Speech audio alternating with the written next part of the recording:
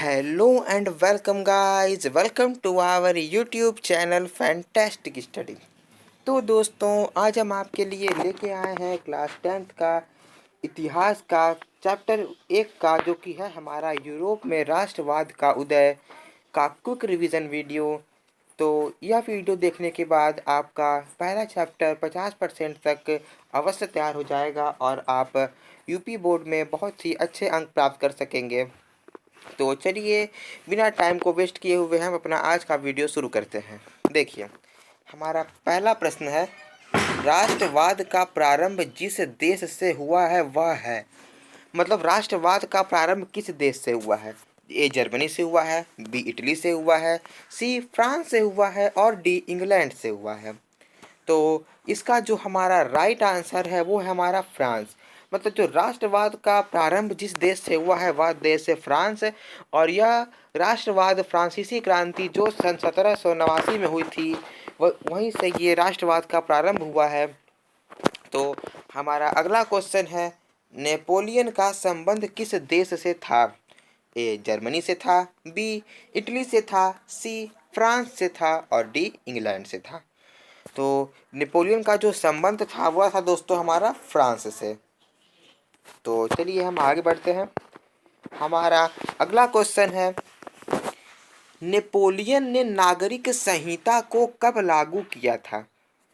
एक नेपोलियन था जो कि फ्रांस का रहने वाला था, फ्रांस से उसका संबंध था। उसने एक संहिता को लागू किया था जिसे नेपोलियन की संहिता कहा जाता है। उसने यह संहिता जो थी वह कब लागू की थी?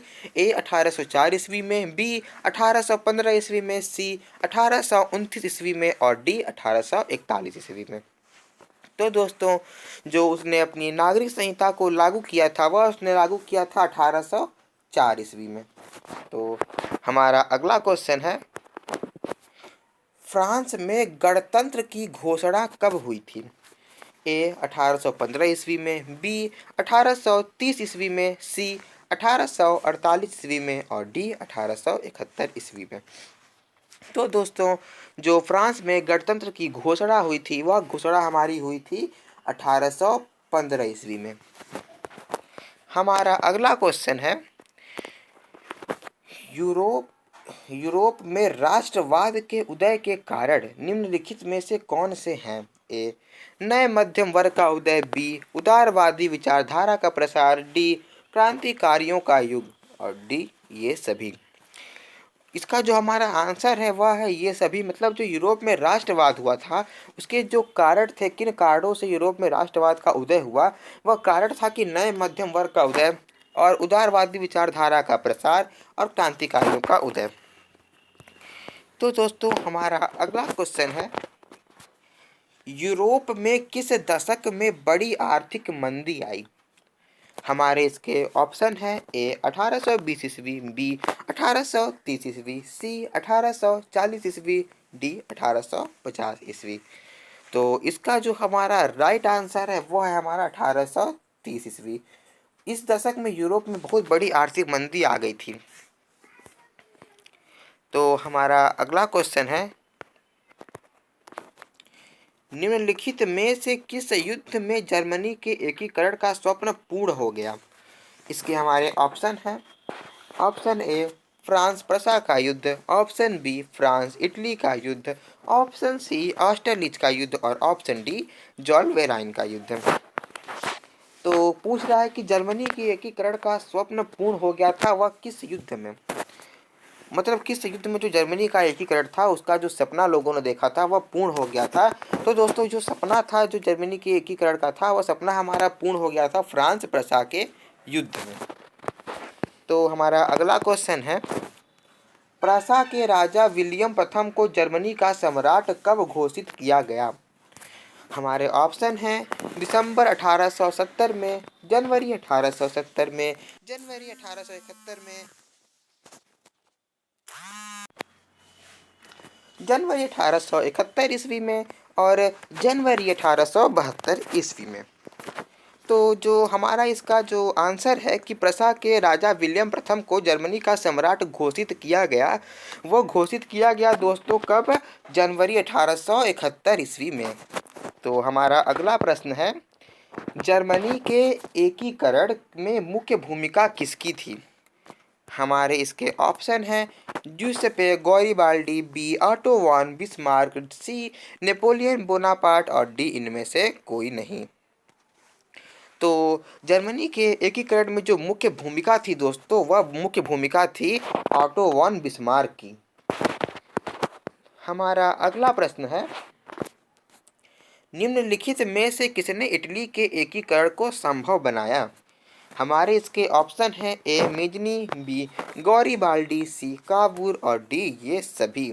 तो दोस्तों जो हमारा इसका जो आंसर होगा वह होगा ये सभी, क्योंकि जो इटली का जो एकीकरण था दोस्तों, वह मेजनी का भी उसमें संपूर्ण योगदान था, गैरिबाल्डी का भी था और काबूल का भी उसमें पूरा पूरा योगदान रहा। तो हमारा अगला प्रश्न है, जूसपे मेत्सिनी को किसने सामाजिक आदेश का सबसे बड़ा दुश्मन बताया? तो हमारा जो इसका ऑप्शन है काउंटी कावूर, गैरिबाल्डी, मैटरनिक और विक्टर इमैनुअल। तो जो जूसपे मेत्सिनी को सामाजिक आदेश का जो सबसे बड़ा दुश्मन जो बताया था, वह बताया था तो किसने? मैटरनिक ने। हमारा अगला क्वेश्चन है, गैरिबाल्डी का संबंध था इटली के एकीकरण से, जर्मनी के एकीकरण से, अमेरिका के स्वतंत्रता संग्राम से और डी रूस की राज्य क्रांति से। तो जो हमारा इसका जो आंसर होगा कि गैरिबाल्डी का संबंध था, वह दोस्तों किससे था? वह था दोस्तों इटली के एकीकरण से। हमारा जो अब यहाँ से हमारा एक मिनट दोस्तों, दो प्रश्न और बचे हैं वो विकल्पी प्रश्न के, इसको भी देख लिया जाए, तब हम लोग अति लघुत्तरी प्रश्न की ओर प्रस्थान करेंगे। अति लघुत्तरी प्रश्न हम लोग स्टार्ट करेंगे। 2 प्रश्न और हैं, देख लिया जाए। चलिए,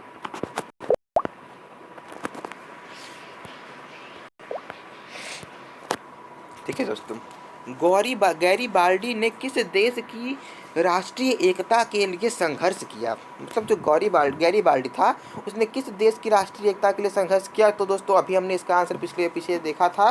पीछे जो ये क्वेश्चन था वो थोड़ा घुमा करके दिया हुआ था कि किससे संबंध था, किसने सफल बनाई, इस तरह से एक क्वेश्चन दिया हुआ था दोस्तों, आपने देखा होगा। तो जो इसका जो हमारा आंसर होना चाहिए वो दोस्तों होना चाहिए कि गैरिबाल्डी ने किस देश की राष्ट्रीय एकता के लिए संघर्ष किया था? तो दोस्तों उसने किया था किसके लिए? इटली के लिए। हमारा अगला प्रश्न है, इंग्लैंड में राजतंत्र को कब समाप्त कर दिया गया? तो जो इंग्लैंड में जो राजतंत्र था उसको दोस्तों समाप्त किया गया कब? तो दोस्तों समाप्त किया गया इंग्लैंड में राजतंत्र को 1688 ईस्वी में। अब यहाँ से हमारे अति लघुत्तरी प्रश्न स्टार्ट होने जा रहे हैं दोस्तों, जो पेपर में 2 या 3 नंबर में पूछे जाते हैं। तो आइए हम अपना ये क्वेश्चन देख लेते हैं। चलिए दोस्तों, हमारा पहला प्रश्न है अति लघुत्तरी का, नेपोलियन संहिता से क्या आशय है? मतलब जो नेपोलियन ने 1804 ईस्वी में अपनी संहिता को लागू किया गया था, जिसे सामान्यतः नेपोलियन की नागरिक संहिता भी कहा जाता है, उसका क्या आशय था, उसने किस कारण से उसको लागू किया था? तो हम इसका आंसर देख लेते हैं दोस्तों। बहुत ही सिंपल तरीके से इसका आंसर लिखा जा सकता है पेपर में, आप देख सकते हैं। देखिए मैं आपको अभी बताता हूँ। देखिए दोस्तों, नेपोलियन ने फ्रांस में लोकतंत्र को नष्ट कर दिया था। इसने प्रशासनिक क्षेत्र में क्रांतिकारी सिद्धांतों का समावेश किया। मतलब जो नेपोलियन था, जो फ्रांस में जो लोकतंत्र था, मतलब जो जनता के द्वारा जो शासक चुने जाते थे, उसको क्या किया नेपोलियन ने? ख़त्म कर दिया, यानी कि समाप्त कर दिया, जिससे पूरी व्यवस्था कुशल बन सके। मतलब उसका जो देखिए, उसका जो मोटिव था वो बहुत ही अच्छा था। उसने व्यवस्था को कुशल बनाने के लिए अपने जो फ्रांस में जो लोकतंत्र था उसको नष्ट किया था। और नेपोलियन ने 1804 ईस्वी की नागरिक संहिता, जिसे सामान्यतः नेपोलियन की संहिता के नाम से जाना जाता है, ने जन्म पर आधारित विशेषाधिकार को समाप्त कर दिए थे। मतलब जो जन्म पर आधारित विशेषाधिकार होते हैं, जैसे कि जो इंसान को जन्म से ही प्राप्त हो जाते हैं जो अधिकार, उसको नेपोलियन ने क्या किया? समाप्त कर दिया। किस में समाप्त कर दिया? तो अपनी 1804 की नागरिक संहिता में। हमारा जो अगला क्वेश्चन है वह हमारा क्वेश्चन है,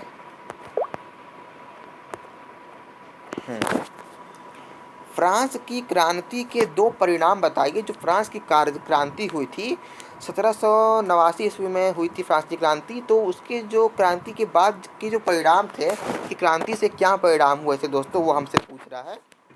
चलिए हम देख लेते हैं। फ्रांसीसी क्रांति ने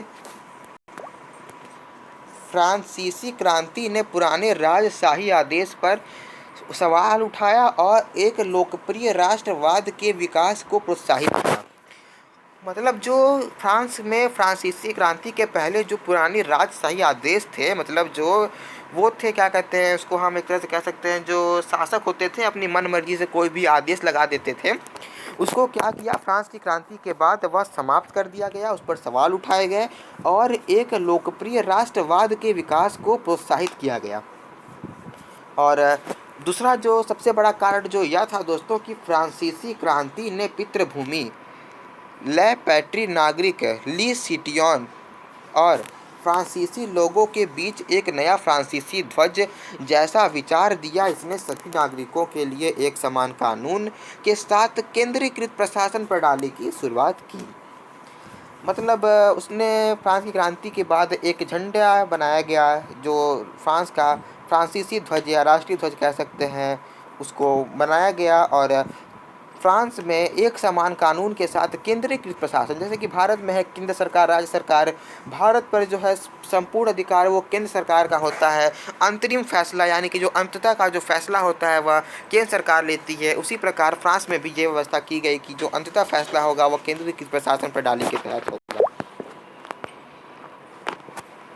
अगला क्वेश्चन है, यूरोप में राष्ट्रवाद के उदय के क्या कारण थे? कि दोस्तों हमने अभी बहुविकल्पी प्रश्न में भी देखा था, तो बस वही हम लिख देंगे कि यूरोप में जो राष्ट्रवाद के उदय हुए थे उसका कारण था नए मध्यम वर्ग का उदय, उदारवादी विचारधारा का प्रसार। और दोस्तों हमारा जो अगला क्वेश्चन है कि उदारवादी राष्ट्रवाद से आप क्या समझते हैं? तो इसका आंसर हम देख लेते हैं, क्या समझते हैं हम उदारवादी राष्ट्रवाद से। बहुत सिंपल आंसर है इसका। 19वीं शताब्दी के आरंभ में राष्ट्रीय एकता के विचार उदारवादी विचारधारा से अधिक जुड़े थे। उदारवाद व्यक्तियों के लिए स्वतंत्रता और कानून के समझ समानता प्रदान करता है। हमारा अगला क्वेश्चन है कि जो जैल वेराइन है वो क्या है? तो जो जैल वेराइन है वह एक प्रकार का शुल्क संघ है। जो देखिए दोस्तों लिखा हुआ है, जैल वेराइन एक प्रकार का शुल्क संघ है जिसका जो गठन था, जो जैल वेराइन की गठन जो थी वो प्रसा की पहल पर, प्रसा के कहने पर, प्रसा के पहल पर और 1834 ईस्वी में किया गया था, जिसमें शुल्क अवरोधों को समाप्त कर दिया गया था। हमारा अगला प्रश्न है, वियना संधि का प्रमुख उद्देश्य क्या था? तो दोस्तों जो वियना संधि का जो प्रमुख उद्देश्य था वह था नेपोलियन द्वारा परास्त हुए राजशाहों को बहाल करना था, यूरोप में एक नई रूढ़िवादी व्यवस्था को स्थापित करना। हम कह सकते हैं कि जो वियना संधि का जो उद्देश्य था वह नई रूढ़िवादी जो व्यवस्था थी उसकी स्थापना करना था। हमारा अगला प्रश्न है, ग्रीस को एक स्वतंत्र राष्ट्र के रूप में कब मान्यता मिली? तो जो इसका हमारा जो आंसर है, तो कि जो स्वतंत्रता के लिए, ग्रीस की स्वतंत्रता के लिए जो संघर्ष हुआ था वह तो 1821 में ही हुआ था। और 1832 ईस्वी की जो संधि थी जिसको हम कहते हैं कुस्तुनतुनिया की संधि में एक स्वतंत्र राष्ट्र के रूप में ग्रीस को मान्यता मिल गई। मतलब 1832 में एक संधि हुई जिसे कुस्तुनतुनिया की संधि के नाम से जाना जाता है। उस संधि में ग्रीस को एक स्वतंत्र राष्ट्र के रूप में मान्यता मिल गई। हमारा अगला प्रश्न है,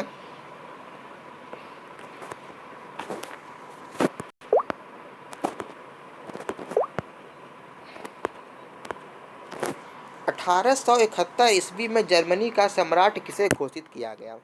मतलब जो 1871 ईस्वी में है वहाँ का जो जर्मनी का सम्राट है वह किसे बनाया गया? तो 1871 ईस्वी में जो प्रसा के शासक जो था, जो प्रसा का जो शासक था विलियम प्रथम को जर्मनी का सम्राट घोषित किया गया। हमारा अगला और अंतिम क्वेश्चन है कि जर्मनी का एकीकरण कब और कैसे हुआ? इसको एक और तरीके से पूछ सकता है कि जर्मनी के एकीकरण में सबसे महत्वपूर्ण योगदान किसका था? जर्मनी राष्ट्र का प्रथम सम्राट कौन घोषित किया गया? तो इसका उत्तर हम देख लेते हैं। बहुत ही आसान तरीके से इसका उत्तर एग्जाम में लिखा जा सकता है दोस्तों, मैं तो बताता हूँ आपको। देखिए, 1848 ईस्वी में जर्मन संप्रदाय के विभिन्न क्षेत्रों को मिलाकर निर्वाचित संसद द्वारा नियंत्रित राष्ट्र राज्य बनाने का प्रयास किया गया था। देखिए, जो 1848 ईस्वी में जर्मन संप्रदाय के जो विभिन्न क्षेत्र थे, उन्होंने एक संसद को निर्वाचित किया, एक संसद को चुना, जिसके द्वारा नियंत्रित राष्ट्र राज्य, मतलब इस संसद के द्वारा एक राष्ट्र राज्य बनाने का प्रयास किया गया। प्रसा ने राष्ट्रीय एकीकृत आंदोलन का नेतृत्व किया।